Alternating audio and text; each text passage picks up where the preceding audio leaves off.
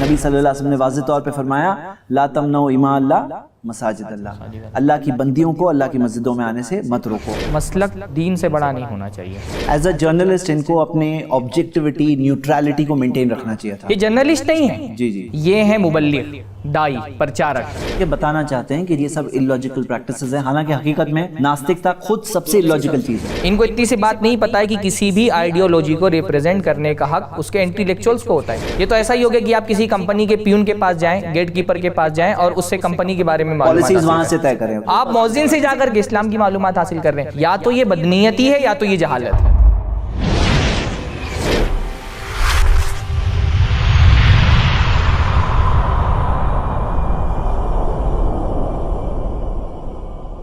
अस्सलाम वालेकुम रहमतुल्लाहि व बरकातुहू। जब से कैमरे और मोबाइल सस्ते हुए हैं, सोशल मीडिया आम हो गया है, एक ट्रेंड बन गया कि हर आदमी कैमरा उठाता है, माइक उठाता है और इस्लाम के ख़िलाफ़ बोलना शुरू कर देता है। ऐसा ही एक वीडियो आजकल बहुत वायरल हो रहा है स्कूप ऊप का, जिसमें मुसलमान औरतों को मस्जिद में दाखिले के बारे में गुफ्तगू की गई है। आज की इस मजलिस में हम इसीलिए मौजूद हैं कि उस वीडियो पर तबसरा करें, उसके कंटेंट का जायज़ा लें और ये देखें कि जो उसमें बात की गई है वो हकीकत से कितना करीब तर है। मैं सरफराज फैज़ी, मेरे साथ मोहतरम जैद पटेल इस वक्त मौजूद हैं और हम इस वीडियो का जायज़ा लेंगे। तो जैद भाई, हम लोग वीडियो शुरू करते हैं और देखते हैं इनके कंटेंट का जायज़ा लेते हैं। क्या कहा है हज़रत ने?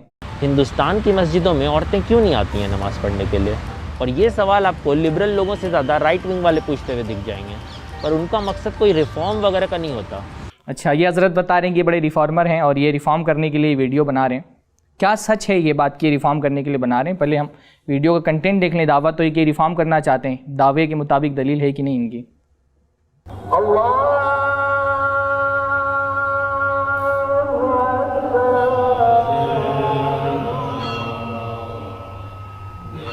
दुनिया में 4000 से भी ज़्यादा धर्म हैं और जो इंसान जिस धर्म में पैदा हो जाता है वो वहीं का गाना गाता रहता है। ये कह रहे हैं जो इंसान जिस धर्म में पैदा हो जाता है वहीं का गाना गाता रहता है। हकीकत ऐसा है? यानी दुनिया में तो कन्वर्जन होते हैं, बहुत सारे लोग अपना मज़हब छोड़ करके दूसरे मज़हब में जाते हैं, बहुत सारे लोग बड़ी तादाद में इस्लाम कबूल करते हैं। कुछ इसके बारे में? तो बिल्कुल सही, कई सारे लोग अल्हम्दुलिल्लाह इस्लाम कबूल करते हैं, दुनिया में दूसरे मज़हब में पैदा होते हैं। यहाँ जो है कि जो जिस मज़हब में पैदा हो गया वहीं का गाना गाता है। तो सही बात यह है कि ऐसे कई लोग हैं जो दूसरे मज़हब में पैदा होकर अल्हम्दुलिल्लाह जिन्होंने इस्लाम की सच्चाई को माना है, एक्सेप्ट किया है। और यहाँ तक है आपके पास मिसाल के तौर पर अमेरिका के टोटल मुस्लिम्स में से 25% जो मुसलमान हैं वो कन्वर्टेड मुस्लिम्स हैं। और Guinness book of world records में पैदा हुए और इस्लाम की तारीफ कर रहे हैं उन्होंने। Guinness book of world records में भी अगर आप देखें तो 1 करोड़ से ऊपर का फिगर दिया हुआ है जो लोगों ने दूसरे मजहबों से क्रिश्चियनिटी में गए और दूसरे मजहबों से इस्लाम में आए। तो 1 करोड़ से ज़्यादा ऐसे लोग हैं जो मुसलमान हुए जो क्रिश्चियन से ज़्यादा, in addition to comparative figure of Christians. तो ऐसे देखे गए बहुत सारे। अच्छा, ये बड़ा अजीब मामला है ना कि ये रिफॉर्म के नाम पर शुरुआत कर रहे हैं और क्रिटिसाइज करना शुरू कर दे रहे हैं मजहबी को।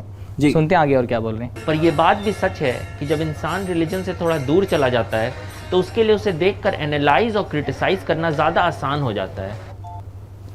बोल रहे हैं कि दूर चले जाने से एनालाइज करना आसान हो जाता है। हमको तो समझ में आता है कि रिलीजन के करीब जाता है, उसके स्क्रिप्चर को पढ़ता है, उनकी किताबों को पढ़ता है, तो उसको प्रैक्टिसेस को कंपेयर कर सकते हैं कि दूर जाकर के तो अवाम का रवैया देखेगा ना। रिलीजन को समझने के लिए रिलीजन फॉलो करने वाली अवाम को नहीं देखना है, यानी वो क्रिटिसाइज करना या एनालाइज करना अवाम को देखने के लिए, यानी अवाम को समझने के लिए तो ठीक है, रिलीजन को समझने के लिए तो रिलीजन के स्क्रिप्चर पढ़ने चाहिए, देखना होगा। तो ये बात तो गलत है कि दूर चले जाने से। भाई ये हमारे कहा जाता है ना कि एक शेर है बहुत खूबसूरत सा कि करीब आओ तो शायद हमें समझ पाओ, ये फासले तो गलत फहमियाँ बढ़ाते हैं। तो फासला गलत फहमियाँ बढ़ाता है। अगर आपको रिलीजन समझना है तो रिलीजन को पढ़िए, ये मत देखिए कि जो लोग रिलीजन को फॉलो करते हैं वो कैसे हैं। और ये कोई चीज़ की तरफ इशारा भी कर रहे हैं। हाँ, मेरे मुताबिक अभी आ रही आगे बात। मेरा नाम शहबाज अंसार है और मेरा जन्म पटना के एक सामान्य मुस्लिम परिवार में हुआ। घर पर जगह कम थी क्योंकि हम लोग सब जॉइंट फैमिली में रहा करते थे, इसीलिए कहीं टीनेज ढलने के बाद जाकर अपना कमरा और सोचने का वक्त मिला तो विचार नास्तिक हो गए। सोचने का वक्त मिला तो विचार नास्तिक हो गए। अब ये देखिए, ये कह रहे हैं कि रिफॉर्म करने के लिए आए हैं, लेकिन शुरुआत ही किससे की उन्होंने? अपनी नास्तिकता के प्रचार से। एज अ जर्नलिस्ट इनको अपने ऑब्जेक्टिविटी, न्यूट्रलिटी को मेंटेन रखना चाहिए था। ये जर्नलिस्ट नहीं है। जी जी, इसमें तो ये पहली ही तमहीद में ये वाज़ेह हो गया कि जर्नलिस्ट नहीं है, ये है मुबल्लिग, दाई, प्रचारक। इनका अपना नज़रिया है नास्तिकता, और उसका प्रचार करने के लिए इन्होंने ये वीडियो, रिलीजन को एक तरह से अटैक कर रहे हैं जी। हाँ, जैसे रिलीजन वाले अपने रिलीजन को फैलाने के लिए, उनका प्रचार करने के लिए वीडियोस बनाते हैं, इन्होंने अपनी नास्तिकता का प्रचार करने के लिए वीडियो बनाया है, वरना शुरुआत ऐसे नहीं करते, नहीं कर सकते। पूरी इस वीडियो में ये बोलने से क्या फ़ायदा है कि मैं नास्तिक हूँ, ये अपना नज़रिया, अपना व्यू बताए बगैर भी तो ये सारी बातें रख सकते थे, लेकिन अपना नज़रिया बताने की वजह क्या है, अपनी नास्तिकता का प्रचार करना। तो ये एक साइड होकर के अपनी नास्तिकता का प्रचार कर रहे हैं। मुझे याद है कि बचपन में ईद बकरीद वगैरह पे हम सब तैयार होकर मस्जिद जाते थे नमाज़ पढ़ने के लिए, पर वहाँ मुझे कभी भी कोई औरत नहीं दिखी, ये सिर्फ वहाँ जो है वो मर्द ईद और बकरीद में ही नमाज़ पढ़ने के लिए गए हैं मस्जिद में, यानी इतनी ही इनकी क्लोज नहीं रहे, क्लोज नहीं रहे, जब रहे भी तो। सिर्फ ईद बकरीद। और मैं उन्हें यही दावत दूंगा कि अगर वो क्लोजली इस्लाम को स्टडी करें तो हो सकता है कि वो अपनी इस नास्तिकता को छोड़ करके बिलीफ तक पहुंचे। ये इस्लाम पर बात करने के लिए बैठे हैं, मुसलमानों पे बात करने के लिए बैठे हैं, और इनकी कनेक्टिविटी इतनी कि सिर्फ साल में 2 मरतबा मस्जिद जाते थे। पर इसमें एक और इंटरेस्टिंग बात भी थी कि जब मेरी बात अपने यूके, यूएस या सऊदी में रहने वाले कज़न से होती थी, तो वो लोग बताते थे कि भाई उनके देश में तो महिलाएं आती हैं मस्जिद में नमाज़ पढ़ने के लिए। तो अब जब मैं एक जर्नलिस्ट बन गया हूँ, तो मुझे लगता है कि ये बात पता लगाकर लोगों को बतानी चाहिए कि यहाँ की मस्जिदों में ऐसा क्यों नहीं होता है। ये बार बार ये क्यों बोल रहे हैं कि यहाँ की मस्जिदों में औरतें नमाज़ पढ़ने के लिए नहीं आती हैं? ये मसला, औरतों की मस्जिद में नहीं आने का मसला, ये कुछ सेक्ट इसकी इजाज़त देते हैं, कुछ इजाज़त नहीं देते हैं। पर हिंदुस्तान में तो बहुत सारे ऐसे मसलक हैं, ऐसे सेक्ट हैं जिनकी मस्जिदों में औरतें आती हैं। शाफ़ी मस्जिदों में औरतें आती हैं। हमारे मुंबई में जुमा मस्जिद है शाफ़ियों की, वहाँ अलग से पूरा इंतज़ाम है औरतों के लिए आने का। ये दिल्ली में रहते हैं, दिल्ली में इन्होंने जामा मस्जिद नहीं देखी है, वहाँ पर औरतें आती हैं। जोगाबाई में मस्जिद अबू बकर है, वहाँ औरतें आती हैं। बहुत सारे शिया हजरात हैं, उनकी मस्जिदों में, इमाम बाड़ों में इजाज़त होती है औरतों के आने की। अहले हदीस मस्जिदों में, सलफ़ी मस्जिदों में, सलफ़ी मस्जिदों में, शिया हजरात की मस्जिदों में, बाबुल में एक मस्जिद है दिल्ली में, वहाँ पर भी औरतें आती हैं। तो ये इस तरह से स्वीपिंग कह देना कि कहीं नहीं आती हैं, ऐसा नहीं है। ये रियलिटी, ग्रास रूट रियलिटी से कहीं ये खुद कट ऑफ दिख रहे हैं, या तो जेन्युइनली, हाँ, या तो ये जानबूझ करके गलत जो है तस्वीर पेश करना चाह रहे हैं, या फिर ये साल में 2 ही मरतबा मस्जिद में जाते हैं तो शायद इनको पता ही ना हो कि मस्जिदों में क्या होता है। एक जिम्मेदार जर्नलिस्ट का रवैया ये नहीं होना चाहिए। अगर आप कोई बात इतनी बड़ी कम्युनिटी के बारे में कुछ कह रहे हैं तो आपको ग्रास रूट पे उतर करके हर सेक्ट की मस्जिद में जा करके देखना चाहिए हकीकत क्या है। हिंदुस्तान की मस्जिदों में औरतें क्यों नहीं आती हैं नमाज़ पढ़ने के लिए?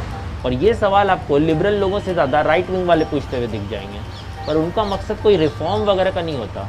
वो बस एक साइड के सेक्सिज्म को दूसरे साइड के सेक्सिज्म से जस्टिफाई कर रहे होते हैं। इन सब चीज़ों से दूर यानी ये अब देखिए, इसी को कहते हैं नास्तिकता का प्रचार। यानी इन्होंने पहले से ही बता दिया कि जितने भी रिलीजन के मानने वाले हैं वो सारे के सारे सेक्सिज्म के हामिल हैं। देखिए, सही बात तो ये है कि इस्लाम ने बताया है कि मर्दों और औरतों को अल्लाह ताला की नज़र में सेम स्टेटस है, सेम मौका है, कोई डिस्क्रिमिनेशन नहीं है। और नबी सल्लल्लाहु अलैहि वसल्लम ने फरमाया कि अन्निसाउ शकाइक़ुर रिजाल, कि औरतें मर्दों की इक्विवेलेंट है, बराबर है। हाँ, तो अल्लाह की नज़रों में बराबर हैं। और ये बात भी है, इस्लाम ने कहा है कि मर्दों और औरतों को अल्लाह ने बनाया है डिफरेंट, तो डिफरेंट होने की वजह से इंसाफ का ही तकाजा है कि उनके लिए कुछ कानून डिफरेंट रहे, ट्रीट अलग तरह से किया जाए।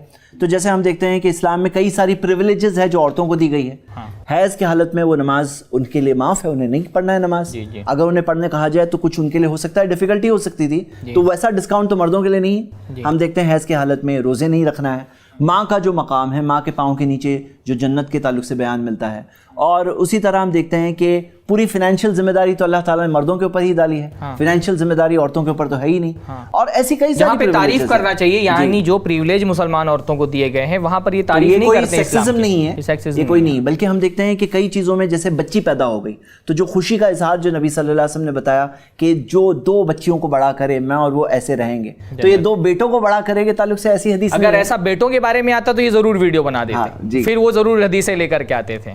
लेकिन जहाँ पे औरतों को प्रिविलेज मिला है उसको ये मौजूद बहस नहीं बनाते हैं, और जहाँ कहीं कहीं आदमी की जिम्मेदारियाँ ज़्यादा है तो उसको कुछ सहूलतें दे दी गई हैं, उसको ये मौजूद बना करके दिखाने की कोशिश करते हैं कि इस्लाम में सेक्स। और आप खुद प्रैक्टिकल देख सकते हैं इंडिया जैसे हालात में, यहाँ पे जो मुसलमान हैं वो इस्लाम की नॉलेज में थोड़े कमज़ोर हैं जनरली, लेकिन फिर भी आप देखते हैं कि जो जेंडर रेशियो है जो दूसरे मजहबों में है और जो मुसलमानों में है उसमें कितना बड़ा डिफरेंस है। अच्छा, सेक्सिज्म ही पे एक बात ये रही कि औरतें क्योंकि मर्दों से अलग हैं, डिफरेंट है, इसलिए उनको ट्रीट अलग तरह से किया गया इस्लाम के अंदर। तो ये दूसरे जो नज़रियात हैं, सेकुलरिज्म है, लिबरलिज्म है, उसमें भी तो ऐसा होता है ना कि बहुत सारे मामलात में औरतों को मर्दों से अलग ट्रीट किया जाता है। जैसे हमारे यहाँ पे एक मिसाल ही ले लें आप कि शादी की जो उम्र है हिंदुस्तान के अंदर, औरतों की अलग है, मर्दों की अलग है, मर्दों की अलग है। ये सेक्सिज्म नहीं है, ये भी तो सेक्सिज्म है ना, फिर इसको भी सेक्सिज्म बोलना चाहिए। हमारे यहाँ पर होता यह है कि कभी अगर आदमी ने तलाक दे दी औरत को तो उसको गुजारा भत्ता देना पड़ता है, और अगर औरत ने आदमी को छोड़ दिया तो मेंटेनेंस देना पड़ता है, और अगर औरत ने आदमी को छोड़ दिया तो फिर आदमी को भी दिलाना चाहिए। ये सेक्सिज्म नहीं है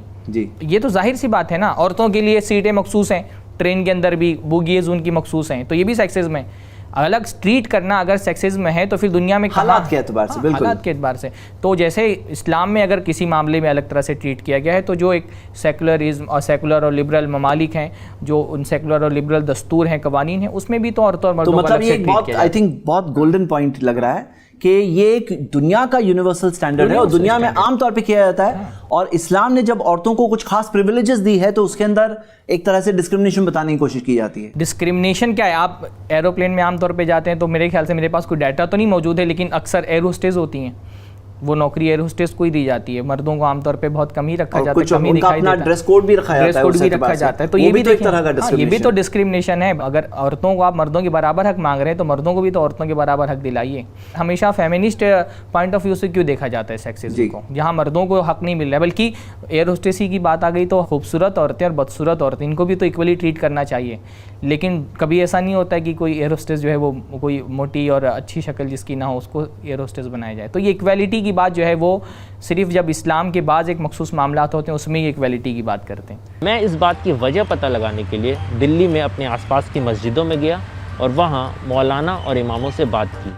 आसपास की मस्जिदों में गए और पूरे हिंदुस्तान के बारे में बात कर रहे हैं। भाई आप इतने ज़िम्मेदार जर्नलिस्ट हैं तो आपको सारे हिंदुस्तान की मस्जिदों का जायज़ा लेना चाहिए। आसपास की 4 मस्जिदों में जा कर के आप बात कर रहे हैं पूरे हिंदुस्तान के बारे में। मैं हरियाणा से रहने वाला हूँ और दिल्ली के अंदर मैंने तालीम हासिल की जामा मस्जिद फतेहपुरी। हाँ, मैं 15 साल से मैं मस्जिद में मुलाजिम हूँ, यानी मौज़िन हूँ। मुअज्जिन हैं, 15 साल से मुअज्जिन हैं। जो मुअज्जिन होते हैं वो अजान देना उनका काम है। अक्सर अजान एक दीनी रिस्पॉन्सिबिलिटी, बाकी अक्सर वो मस्जिद का मेंटेनेंस, सफाई वगैरह उनका काम रहता है, जिम्मेदारी।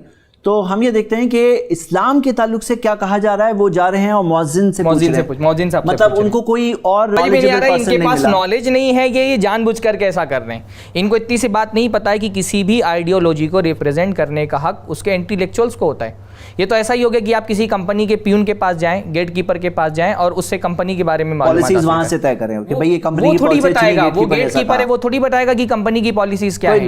आप मौजिन से जाकर के पूछ रहे हैं, मौजिन का काम साफ सफाई करना है, अजान देना है, उससे आप जाकर के इस्लाम की मालूमात हासिल कर रहे हैं। या तो ये बदनीयती है या तो ये जहालत है, या तो जानबूझ करके आप ये चाहते हैं कि इस्लाम का सही मौक़िफ़ और सही स्टैंड नहीं मालूम करना चाहते हैं तो आप मौजिन से जाकर के मालूम कर रहे हैं, या फिर कि आपको पता ही नहीं कि इस्लाम तो जो राइट विंग वालों को उन्होंने क्रिटिसाइज किया, कहीं वो अपने खुद उस चीज़ के अंदर अपनी वो इंटेलेक्चुअल ऑनेस्टी जो होती है, हाँ जो ऑनेस्टी होनी चाहिए थी वो नहीं दिख रही है इसके अंदर, क्योंकि वो जिन सोर्स के पास गए हैं जाके नॉलेज हासिल, ये सोर्स है इनका। जी मैं यहाँ इमाम हूँ। मेरा नाम नबी अहमद है, मैं यहाँ इस मस्जिद में मौज़िन हूँ। ये भी और एक मौज़िन साहब हमने पढ़ा है, इल्म हदीस को हमने 17 साल तालीम हासिल की है। सर आप जैसे आलिम फाजिल से हम लोग समझना चाहते थे कि औरतें हिंदुस्तान की मस्जिद में क्यों नहीं आकर नमाज पढ़ सकती हैं? ये आलिम फाजिल जिनका इंतखाब भी किया वो भी ऐसे ही आलिम फाजिल का इंतखाब किया है जो अच्छी तरह से, यानी इंटेलेक्चुअल सतह पर, ज़बान की सतह पर अच्छी तरह से इस्लाम का स्टैंड नहीं। जैसे कि आगे की वीडियो में मैंने देखा कि खुद ये जो क्वेश्चन एक बेसिक से सवाल को जो नहीं जवाब दे पाए, ऐसे आलिम का उन्होंने जो इंतखाब किया है। यानी इनका मकसद ये है कि कमज़ोर आदमी को पकड़ो और अपनी जहानत के ज़ोर पर उसको दबा दो, उससे ऐसी बातें निकलवा लो जिससे एक कम्युनिटी बदनाम हो सकती हो और उसको फैला दो और उनको जो है वो मजाक का पात्र बना लो। मस्जिद में औरतें मेकअप करके आए और मौत को खुशबू लगे तो मौत की नमाज नहीं होती, नियतें खराब हो जाती, नियतें खराब हो जाती, को मना किया गया मस्जिद में आने से, इस वजह से मना किया। अब ये बेचारे मौजिन साहब, इनकी क्या गलती है? इनको कितना इल्म होगा? ये कोई पढ़े लिखे, पूछने वाले की, हाँ गलती तो पूछने वाले की, आप गलत जगह जाकर के पूछ रहे हैं। अभी बात जो बता रहे हैं वो भी गलत है कि औरत की खुशबू आ जाए तो मर्द की नमाज बातिल हो जाती है, और इस्लाम ने मना किया। ना इस्लाम ने मना किया है, ना औरत की खुशबू आने से नमाज बातिल होती है। तो ये इस्लाम का, मेरे ख्याल से यहाँ ये चीज़ वाज़ेह कर देनी चाहिए कि इस्लाम में औरतों के लिए मस्जिद में आना बिल्कुल मना नहीं है। नबी सल्लल्लाहु अलैहि वसल्लम ने वाज़ेह तौर पे फरमाया, ला तमनऊ इमा अल्लाह मसाजिद अल्लाह, अल्लाह की बंदियों को अल्लाह की मस्जिदों में आने से मत रोको। और इस ताल्लुक से बहुत सारी हदीसें हैं, मेरे ख्याल से हमारे किसी भी अच्छे आलिम के पास जाकर के पूछते तो वो बताता उनको, लेकिन वो इनको क्योंकि ये पहले से इंटेंशनली अपने नास्तिकता के प्रचार के लिए बैठे हुए हैं, तो जानबूझ करके ये जो है वो इस्लाम की इमेज ख़राब करना चाहते हैं। तो ऐसे लोगों से सवाल कर रहे हैं जो इस्लाम के स्टैंड को सही तरह से बयान ना कर पाएँ। औरतें घरों में इबादत किया करें। औरत का माना ही पर्दा है और औरत को पर्दे के अंदर ही रहना चाहिए। यहाँ तक कि अगर औरत मर्द के सामने से नमाज की हालत में निकल भी जाए तो नमाज टूट जाएगी। अच्छा, ये बात भी इन्होंने वाज़े तौर पे नहीं बोली ना, सामने से निकल जाने से नमाज नहीं टूटेगी। मुसलमान के नमाज के अंदर जो सूत्रा है, बैरियर वो सूत्रे और आदमी के दरमियान से निकल जाए, सूत्रे के उस पार से गुजरे तो कोई प्रॉब्लम नहीं, सूत्रे के उस पार से गुजर जाए तो कोई प्रॉब्लम नहीं है। और ये गुनाह जो है सूत्रे के और नमाजी के बीच के अंदर से गुजरना, ये सिर्फ औरतों के लिए नहीं हराम, मर्दों के लिए भी, मर्दों के लिए भी हराम है। जानवरों को भी रोकने का हुक्म दिया गया, बल्कि यहाँ तक के हुक्म है कि अगर कोई ज़बरदस्ती करे तो उससे लड़ो, शैतान कहा गया उसको गुजरने वाले को, और ये मर्दों और औरतों दोनों को मना किया गया है। तो ये बातें जो है ना वो अधूरी बातें करके एक गलत तस्वुर इस्लाम के बारे में देने की कोशिश की जा रही है। फिर से पढ़नी पड़ेगी, फिर से पढ़नी पड़ेगी। अगर कोई काला कुत्ता निकल जाए तब भी नमाज टूट जाएगी, अगर गधा निकल जाए तब भी नमाज टूट जाएगी। काला कुत्ता बताया आपने, गधा और औरत, ये चीजें कुरान में कहाँ ये जो इन्होंने खास हाईलाइट किया है रिपीट करके, और जो बताना चाहते हैं कि जैसे काला कुत्ता गधा के साथ में औरत को गिना गया है, तो हम ये देखते हैं कि यहाँ पर किन से नमाज टूटती है उसका जिक्र है। मना तो मर्दों औरतों दोनों के लिए। अब जैसे मिसाल एक मैं दूंगा, जैसे कि अगर शादी के अंदर कोई अलग जगह है लेडीज की, और वहां अगर कहा जाए कि यहाँ पे जेंट्स मना है एंड पेट्स नॉट अलाउड, तो क्या हम ये कहेंगे कि जेंट्स और पेट्स सब बराबर है, इक्वल है? ये नहीं, मना की लिस्ट हो रही है, तो pets are not allowed, gents भी नहीं अलाउड है। इसका मतलब ये नहीं कि दोनों बराबर है। तो यहाँ पे वो लिस्ट दी जा रही है। जैसे कहीं पे कोई फौजी छावनी हो तो वहाँ पे कहा जाए भाई यहाँ पे पेट्स अलाउड नहीं है, यहाँ पे सिविलियंस भी अलाउड नहीं है, तो क्या कोई ये बोलेगा कि देखो सिविलियंस और पेट्स को बाद में बराबर में मिला दिया? भाई औरतों को मना करने की कोई और वजह हो सकती है, और काले कुत्ते को मना करने की कोई और वजह हो सकती है, गधे को मना करने की कोई और वजह हो सकती है। इसका मतलब थोड़ी तीनों को इक्वल कर दिया गया है। और हम ये देखते हैं कि इस्लाम ने तो वाज़ेह तौर पर औरतों का जो इंसानियत का शर्फ है उसको बरकरार रखा है। जैसे शुरू में हदीस कही गई कि जैसे मर्द हैं वैसे औरतें इस्लाम के अंदर, यानी अल्लाह ताला के यहाँ दोनों में कोई डिस्क्रिमिनेशन नहीं। जब एक क्लियर कट बात आ गई है तो कहीं और जगह से जा करके कोई इस्तेदलाल करने की क्या ज़रूरत है? क्लियर कट इस्लाम ने बता दिया, एक उसूल है कि औरत और मर्द अल्लाह ताला के यहाँ सेम है, बराबर हैं, इक्वल हैं। अल्लाह ताला के यहाँ कोई तफरीक नहीं है। पे लिखी हुई है बहुत जिक्र करके कुरान शरीफ के अंदर औरतों के बारे में तो पूरी एक सूरत नाजिल हुई है, सूरत निसा है। सूरह निसा में ये कहाँ पर लिखा हुआ है कि औरतें जो है मस्जिद के अंदर आकर नमाज नहीं पढ़ सकती हैं? बाकी अगर पहले आप बताते मैं इसकी तैयारी भी करते इस चीज़ के बारे में। ऐसी कोई आयत कुरान में है ही नहीं, ऐसी कोई आयत नहीं है। अब ये जो इनका चॉइस है, जो इन्होंने चुना है ऐसे सवालात पूछने के लिए, तो जो जवाब दे रहे हैं उनके फॉल्ट अपनी जगह पर है, लेकिन पूछने वाले का गलत जगह सवाल कर रहे हैं। कोई नॉलेजेबल लोगों से, किसी भी पढ़े लिखे इंसान से बात करना, आलिम दीन से पूछते तो वो जवाब देते हैं। आप रेफर भी कर सकते हैं, मतलब बुक देख के आप रेफर कर सकते हैं अगर आप चाहें तो उसमें काफ़ी टाइम भी लगेगा, तो तफसीर में उसको देखना पड़ेगा उसको। अच्छा, ये गर्चे इस चैनल का नाम अनस्क्रिप्टेड है, लेकिन पूरा वीडियो देखने के बाद ये समझ में आता है कि स्क्रिप्टेड है। ये मेरे ख्याल से इन्होंने बहुत सारी ये बहुत सारी बाइट्स ली है, और उसमें से वो बाइट्स जो इनको यूज़ में आ सकती हो इस्लाम की इमेज को ख़राब करने के लिए, उसको चुन चुन करके लगा दी है। इनके नज़र में ये होता है कि हम ऐसी चीज़ें दिखाएं कि हमारी बातें वायरल हो जाएं। तो जाहिर सी बात है, अगर सच बातें जिन्होंने बता दी हैं हकीकत के मुआफिक, वो बातें अगर लगा देते तो इतना वीडियो वायरल नहीं हो पाता। ये अपने मकसद में, यानी ख़ास तौर पे नास्तिकता का प्रचार करना चाहते हैं, वो प्रचार नहीं होता इनका। मर्द का दिल बड़ा ख़तरनाक होता है, बहुत ज़्यादा ख़तरनाक होता है। ये मौज़िन साहब जब मर्द को धक्कम धुक्की होती है, अरे कम से कम कपड़ा अच्छा पहना लेते हैं, आ ही जाती है। जी चाहता कि इससे हम ये काम कर बैठे, मतलब मेन विल बी मेन। अब उसके बारे में क्या बताऊँ? कुछ लोग बड़ा अनप्रैक्टिकल बात करते हैं, वो कहते हैं कि भाई औरतों को मस्जिद में आने दो और जो लोग उनके साथ छेड़खानी करें उनके ऊपर एक्शन लिया जाए। अगर औरतें सामने न आए और औरतें बाजार में न जाए और औरतें गलत कपड़ा पहन के सामने न निकले, तो ये देखने वाले, छेड़ने वाले कम हो जाएंगे। आज के बुर्का भी पहनती है, ऐसे बिल्कुल चुस्त पहनता है बुर्का भी, मतलब बुर्का भी टाइट नहीं होना चाहिए, बिल्कुल टाइट नहीं होना चाहिए। औरतों की चीज़ के ऊपर भी ध्यान देनी चाहिए, हम क्या कर रहे हैं। आपने लगता है बहुत गौर से देखा है, मतलब बुर्का वगैरह। ये कमेंट गलत था। अब यहाँ पर जैसे आदमी प्रैक्टिकली जब रास्ते पे चल रहा है तो कोई आंखें बंद करके तो नहीं चलता है। नबी सल्लल्लाहु अलैहि वसल्लम ने भी फरमाया, ला तुदबीन नजरतन नजरता, एक नज़र के बाद दूसरी नज़र मत जाने देना। तो किसी के बारे में ये इस तरह का एक इल्ज़ाम जैसे लगाना कि आपने लगता है देखा है, ये बहुत गलत बात है। यानी इस तरह का कमेंट करना किसी के पर्सनली किसी के ऊपर, इस्लाम देखने से मना करता है। अब वो पहली नज़र बाय मिस्टेक हो गई तो दूसरी नज़र नीचे हो, वो उसकी पहली नज़र एक माफ है कि भाई वो जानबूझ के उसने नहीं देखा, और हो सकता है इन्होंने अपनी बीवी से सुना हो कि आजकल औरतें इस तरह का बुर्का पहन रही वगैरह, मतलब ये बात कहना मुनासिब नहीं। आप ये भी देखिए ना, इस्लाम तो मना कर रहा है देखने से ना, और आप जिस नजरिए के हामिल हैं और वो खुद किस नजरिए वो क्या आप क्या करते हैं? आप औरत का कपड़ा उतार करके उसको बोर्ड पे लगा देते हैं, सारे लोग देखें जी, तो कौन सी बात बेहतर है? ये कि औरत को ना देखा जाए, उसको पर्दे में रखा जाए, या उसके कपड़े उतार करके उसको होर्डिंग पर लटका दिया जाए कि सारे लोग अपनी शहवत पूरी करें उसको देख देख करके? जी। औरत की तकरीम किसमें है? औरत की इज्जत किसमें? इज्जत किसमें? बिल्कुल, आंखों से बच नहीं पाता है ये सब नज़ारा। असल गुनाह आँख से ही होती है, आँख से भी जिना होता है। अगर आपसे वो लड़ने लगी कि नहीं मुझे जाना ही है, तो मतलब क्या करेंगे आप फिर? हम यही कहेंगे लास्ट में कि भाई मना है तो मना है, नहीं मानोगी तुम्हारी पिटाई करेंगे। हाँ, पिटाई करेंगे।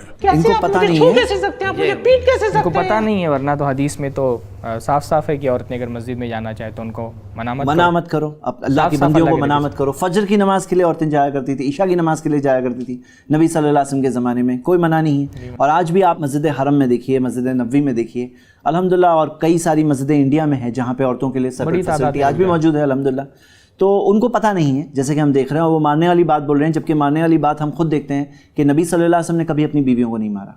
अल्लाह के रसूल मोहम्मद सल्लल्लाहु अलैहि वसल्लम ने फरमाया ला तदरिबू इमा अल्लाह, अल्लाह की बंदियों को ना मारो। और ये भी फरमाया उलाइका लैसु बिखियारिकुम, जो लोग मारते हैं वो तुम में अच्छे लोग नहीं हैं। अच्छों में अल्लाह के रसूल ने तो बात रिश्ते औरतों के इसलिए रिश्ता भी मना कर दिया कि वो शौहर मारता है, इसलिए रिश्ता मत करो, निकाह किया जाए। लेकिन जो आम तौर पे, क्योंकि कुरान की आयत के ताल्लुक से जो सवाल आता है, मेरे ख्याल से ये भी वाज़ेह कर देना ज़रूरी है। सूरह निसा की आयत नंबर 34 में जो मारने की इजाज़त है, लेकिन ये 3rd नंबर पर है। और उलमा इकराम ने यही बताया कि ये सीक्वेंस भी फॉलो करना है, कि जैसे नसीहत करना या बिस्तर में छोड़ना, उसके बाद 3rd नंबर पे मारने की बात है। वो मारना भी जैसे हम देखते हैं कि मिसवाक के जरिए, इब्न अब्बास का कौल है जो हमें मिलता है कि मिसवाक के जरिए, जैसे कि एक टाइप का टैप है, यानी इसके अंदर मारना मकसद नहीं है कि जैसे कि मार पड़ रही है, तकलीफ देना मकसद नहीं है कि मारा जाए। ये बाज़ उलमा कहते हैं बाकायदा इसके बारे में तफसीर में कि तकलीफ देने के लिए नहीं मारना है, तादीब के लिए मारना है। और जैसे हम देखते हैं कि अल्लाह ताला ने जो जिम्मेदारी दी है कि एक हेड ऑफ द फैमिली है और उसको अपनी फैमिली को नेकी की तरफ बढ़ाना है, तो उसको एक डिसिप्लिन का एक लास्ट रिजॉर्ट ये दिया गया है, लेकिन इसके अंदर हार्म करना मकसद नहीं है। अब देखो, आप सोचो कि जैसे मिसवाक से कोई क्या होगा, इसके अंदर क्या पर्पस सब हो जाएगा? इसके अंदर सिर्फ एक साइकोलॉजिकल तौर पर एक नसीहत बात हमें मिलती है। उसको मारो पीटो तो वो कुछ देर बाद बहाल हो जाएगा। औरत के साथ नरमी गर्मी हो तो फिर बहाल हो जाएगी। मतलब औरत को अगर मार पीट भी दिया जाए तो वो फिर बर्दाश्त करने की ताकत दी गई। गलत बात कर रहे हैं। मैं आपके ऊपर केस करूंगी डोमेस्टिक वायलेंस का। तो ये वायलेंस तो मना ही है, मतलब जो मारने की बात वो वायलेंस नहीं है, बिल्कुल मना है। नबी सल्लल्लाहु अलैहि वसल्लम ने सख्ती से मना किया। साइकोलॉजिकल ट्रीटमेंट है। जी बिल्कुल। और हम में अच्छे लोग वो हैं जो अपने घर वालों के साथ अच्छे हैं, अच्छे लोगों के अंदर शुमार होना है अगर, तो अपनी बीवी का ख्याल रखना चाहिए। आप लोगों ने सारे के सारे कानून अपने लिए बनाए हैं, आप मर्दों ने। बिल्कुल गलत बात कही। सब कानून अपने लिए बनाए, ये बिल्कुल गलत बात है, क्योंकि हमने देखा कि कितनी सारी प्रिविलेजेस दी गई है। बल्कि ये खुद भी जो मस्जिद में जाने के ताल्लुक से बात है, मस्जिदों में औरतों को जाने की इजाजत दी गई, लेकिन लाजिम जैसे मर्दों पर है कि मर्दों को नमाज पढ़ना है, अगर वो घर ही पे नमाज पढ़ लिया करें तो उसकी नमाज तक यहाँ तक ये है कि बगैर रीजन अगर पढ़ रहा है तो नहीं होगी। लेकिन ऐसी कोई बात औरतों के लिए नहीं। औरत को सहूलत दी गई है ना कि मस्जिद में मत जाओ। अब जाहिर सी बात है, अगर औरतों को कहा जाता है कि नहीं बच्चों को सबको लेकर जाना होगा, तुम्हें मस्जिद में ही तुम्हें 5 वक्त की नमाज पढ़नी होगी, तो कितनी डिफिकल्टी हाँ, कितनी डिफिकल्टी होती। तो अल्लाह ताला ने कंसेशन दिया है, लेकिन हम देखते हैं मस्जिदों में जाने से रोकने से भी मना किया गया। तो इसमें ताकि उनको तो सहूलत दी गई है, जाना चाहो तो जाओ, नहीं जाना चाहो तो मत जाओ, तो आसानी कर दी गई है। कोई दर्स है, कुछ सीखना है और जुम्मा खुतबा सुनना है, ऐसी कुछ चीज़ है जिससे ज़िंदगी और ये बोलना कि इस्लाम में सारे कानून मर्दों को देख करके बनाए गए हैं, तो भाई इस्लाम में तो बहुत सारी प्रिविलेज औरतों को हासिल है। पूरी जो माशी जिम्मेदारी है, पूरा एक फाइनेंशियल जो जिम्मेदारियां हैं, वो तो सब मर्दों के कंधों पे डाली गई है। औरत तो अपने घर के अंदर मौजूद रहेगी, सारा घर की जिम्मेदारी, माली जिम्मेदारी पूरी मर्दों को संभालनी है। ये कोई कैसे बोल सकता है कि सिर्फ मर्दों को देख करके सारे कानून बनाए गए? कितनी बड़ा बोझ, माशी बोझ मर्दों के कंधे पे डाला गया है। और पिटाई करने के लिए सबसे अच्छा वस्तु कौन सा होता है? जैसे किस चीज़ से पिटाई करनी चाहिए? ये डंडी होती है इतनी बड़ी, ज़्यादा बड़ी नहीं, उसकी पीठ पे मारा जाए। आपने मुझे मारा? हाँ। ये आप कैसे मार रहे हैं? आपके तो अंदर ताकत भी नहीं है। यानी ये बोलना चाहते हैं कि ताकत से मारो। शरीयत में तो यही हुक्म है ना कि हल्की मार, ऐसी मार जिसमें तकलीफ ना हो। और ये इतनी बड़ी डंडी से करना मुनासिब नहीं था। हाँ, जो वो भी बता रहे हैं डंडी, ये बिल्कुल गलत बात है। उलमा ने बाकायदा मना किया है कि असा से या बड़ी डंडी से नहीं मार सकते औरत को। वो भी जब उतना सारे स्टेप फॉलो करने के बाद जब मारने की नौबत आई तो मतलब एक बहुत ही क्रिएटिव तरीका है मारने का भी, जिससे कि मतलब बाहर से कोई निशान ना आए, दिखे ना कि वो मतलब चोट खाई हुई है, मगर उसे एक सबक भी मिल जाए। आप सोचिए कि अगर इस तरह के मौलाना और इमाम मस्जिदों में बैठे हुए हैं तो फिर अगर औरतें वहाँ गईं तो उन्हें किस तरह से ट्रीट किया जाए। अब ये भी बार बार ये जो है मौलाना और इमाम बोल रहे हैं, जबकि इसमें तो 2 लोग बाकायदा मौज़िन ही हैं। और ट्रीट उल्मा को क्या करना होता है, यानी अगर औरतें जाती भी हैं मस्जिद में तो उनको ट्रीट कौन करता है? उन तो पर्दे में जाती हैं, पर्दे में आती हैं, उनका तो उल्मा और इमाम से कोई राब्ता ही नहीं रहता है। लेकिन ये ज़ाहिर ये करना चाह रहे हैं कि अगर औरतें मस्जिद में गई तो यही लोग लाठी डंडा लेकर के औरतों के पीछे पड़ जाएंगे। इसके बाद हमारी मुलाकात JNU के पास रह रहे मौलाना मोहम्मद कासिम साहब से हुई। हिंदुस्तान की मस्जिदों में औरतों का आना क्यों मना है? हिंदुस्तान की मस्जिदों में औरतों का आना मना नहीं है। अगर किसी के यहाँ जगह ना हो वो अलग बात है। जब जो सबसे बड़ी मस्जिद है, जहाँ पर काबा है, हरम है, वहाँ पर औरतें पढ़ती है नमाज, मर्दों के साथ पढ़ती हैं। मस्जिद नबवी है जो 2 नंबर की मस्जिद है वर्ल्ड में मुसलमानों की, मदीने में, वहाँ पर औरतें नमाज पढ़ती हैं। हर जगह उनको अलाउड है पढ़ना, कहीं मना नहीं। ये अलग बात है कि मस्जिदों में उस तरह का इंतजामात नहीं रहा, औरतों के लिए बाकायदा एक सेपरेट अलग हो, हर चीज़ हो, वो नहीं हो सका। पर अगर आपको नहीं लगता, लेकिन ये थोड़ा सा हम लोगों को इस पर भी ताकीद करनी चाहिए कि वो मसलक के लोग जो मस्जिदों में औरतों का इंतज़ाम नहीं करते हैं या मना करते हैं, उनको भी अपनी इस्लाह करनी चाहिए। अल्लाह के नबी सल्लल्लाहु अलैहि वसल्लम ने औरतों को इजाज़त दी है मस्जिद में आने की, तो मसलक जो है वो दीन से बड़ा नहीं होना चाहिए। जहाँ दीन में इजाज़त है तो वहाँ अपने मसलक के लिए, और ख़ास तौर पे इस सूरत हाल में जब इस हुक्म की वजह से दीन बदनाम हो रहा है। हो सकता है आप उस सिक्योरिटी के तौर पे औरतों को मस्जिद से रोक रहे हों, लेकिन इस वक्त तो बहुत बड़ा फसाद औरतों के अंदर खुद पैदा हो गया है। इस वीडियो को देख करके भी समझ में आता है। तो औरतों की इस्लाह के लिए तो उनको मस्जिद का दरवाज़ा खोलना चाहिए। अगर दरवाज़ा नहीं खोलेंगे तो ये फसाद जो है वो और बढ़ता जाएगा। तो हमको इस पर भी जो मुस्लिम माशरे में हम देखते हैं बेदीनी फैली है, उसकी वजहों में से एक बहुत बड़ी वजह है कि औरतों को मस्जिद में आने से रोक दिया गया। अब वो नॉलेज कहाँ से मिलेगी जो मस्जिद के दरवाजे उनके लिए खोलना चाहिए। इससे हमारी अगली पीढ़ी जैसे दीनदारी से दूर हो जाती है। और जब मस्जिद में जाते हैं तो मस्जिद मरकज़ है दीनी तालीम का, दीन सीखने का। जो औरतें महरूम हो गई तो हम देखते हैं माशरे में से ये चीज़ दूर हो जाती है। इनका इंटेंशन अगर रिफॉर्म का था तो इनका अप्रोच था वो ये होना चाहिए कि वो कुरान की आयतें हदीसें पेश करके लोगों को कन्विंस करते कि मस्जिदों का दरवाज़ा खोलिए। लेकिन ना इन्होंने कुरान की कोई आयत पढ़ी, ना अल्लाह के नबी सल्लल्लाहु अलैहि वसल्लम की कोई हदीस पढ़ी। उनसे तो पूछ रहे हैं कि कुरान में कहाँ लिखा है, हदीस में कहाँ लिखा है, लेकिन भाई आपको भी तो पढ़ना चाहिए, आपको पेश करना चाहिए कुरान की आयतें और हदीसें अगर आप रिफॉर्म करना चाहिए। ये रिफॉर्म करना इनका मकसद नहीं, इनका मकसद है नास्तिकता के मुकाबले में इस्लाम की इमेज को ख़राब करना। और जैसे कि बताना चाहते हैं कि जैसे ये सब इलॉजिकल प्रैक्टिसेस हैं, हालांकि हकीकत में नास्तिकता खुद सबसे इलॉजिकल चीज़ है, सबसे इलॉजिकल चीज़ है,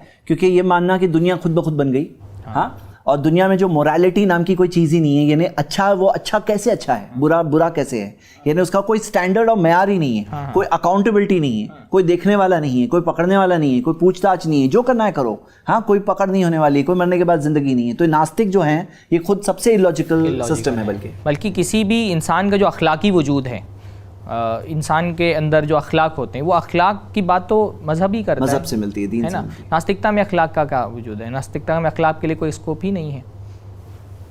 विल हो तो इंफ्रास्ट्रक्चर बहुत बड़ा मुद्दा नहीं है, वो पूरा किया जा सकता है। विल हो, पैसा हो, आपका हो सकता है। यहाँ मौलाना साहब ने कोई गलत बात नहीं कही अपने आंसर में, मगर आप देखिएगा कि उन्होंने बहुत ही ईजिली अपनी रिस्पॉन्सिबिलिटी से पीछा छुड़ा लिया, ये कह के कि भाई मुझे क्या पता ये सब क्यों हो रहा है। और पहले all India Muslim personal law board की सिमिलर स्टेटमेंट्स आ चुकी हैं, जहाँ पे वो कहते हैं कि भाई महिलाएं तो फ्री हैं मस्जिद में जाने के लिए, हमने उन्हें थोड़ी रोका है, पर वो नहीं आ रही हैं तो हम क्या करें। पर ये लोग, इस बात में भी तो हकीकत है ना, यानी ठीक है हम तो ये कहते हैं कि औरतें अगर मस्जिद में आना चाहें तो उनको रोकना नहीं चाहिए, लेकिन एक ख़ास मसलक में, ख़ास सेक्ट में मर्द इसलिए इंतज़ाम भी नहीं करते क्योंकि वहाँ औरतें वाक़तन मुतालबा भी नहीं करती हैं। ऐसा नहीं कि बहुत सारी औरतें आना चाह रही हैं और सारे मर्द उनको रोक रहे हैं, क्योंकि एक ख़ास मसलक में ये जहन है लोगों का, ये नज़रिया है लोगों का, ये मानना है कि औरतों को मस्जिद में नहीं जाना चाहिए। इससे कतई नज़र कि वो नज़रिया सही है या गलत है, लेकिन क्योंकि बहुत सारी औरतें नहीं जाना चाहती हैं इसलिए भी इंतज़ाम नहीं हो पा रहा। एक वजह है ये कि बहुत सारी औरतें तो फिर भी बहुत औरतें जाएंगी, मेरा ख्याल है। मौका मिलेगा तो जाएंगी, जाती हैं, जहाँ पर मौका है वहाँ जाती हैं। तो इस तरह की वीडियोस बनाने से नहीं होगा ना। औरतों की जहन साजी करना जरूरी कि आप मस्जिदों में आए, मर्दों की जहन साजी करना जरूरी कि इस्लाम ने इजाजत दी उसकी नहीं। ये जिसको इस तरह से नहीं, मैं ये बताना चाह रहा हूँ ना, ये जो इस तरह से पेश किया जाता है कि औरतें जाना चाह रही हैं बहुत सारी और मर्द उसको रोक रहे हैं, तो पूरी सूरत हाल एकदम ऐसी भी नहीं है कि बहुत सारी औरतें जाना चाह रही है और उनको मर्दों ने रोक करके रखा हुआ है। और इसमें मुझे क्या लगता है, यहाँ पे जो उन्होंने डाउट बताया है कि जैसे कि ये सिर्फ एक विंडो ड्रेसिंग है, हम लोग कोई विंडो ड्रेसिंग नहीं कर रहे हैं, हम लोग सोर्सेज बता रहे हैं। आप देख सकते हैं हदीसें वाज़ेह तौर पे मौजूद है, यानी लोग देख सकते हैं। तो ये कोई जवाब देने के लिए टेक सेवी, जैसे उन्होंने कहा ना टेक सेवी, मीडिया सेवी लोग, तो हम लोग भी जैसे जवाब देने के लिए बैठे हैं।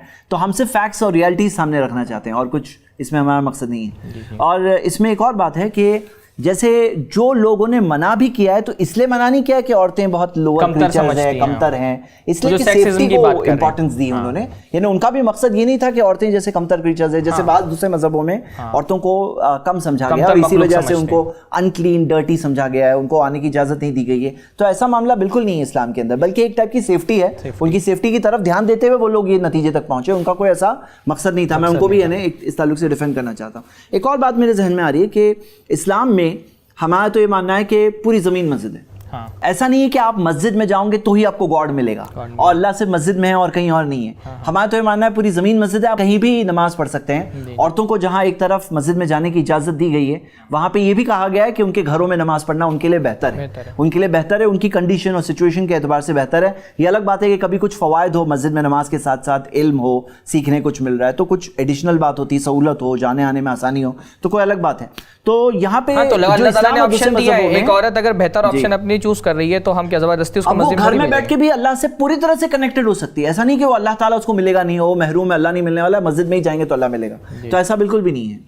तो खुलासा ये निकला कि इस्लाम में औरतों को मस्जिद में आने की ममानियत नहीं है, बल्कि अल्लाह के नबी सल्लल्लाहु अलैहि वसल्लम ने इस बात से मना किया है कि औरतों को मस्जिद में जाने से मना किया जाए।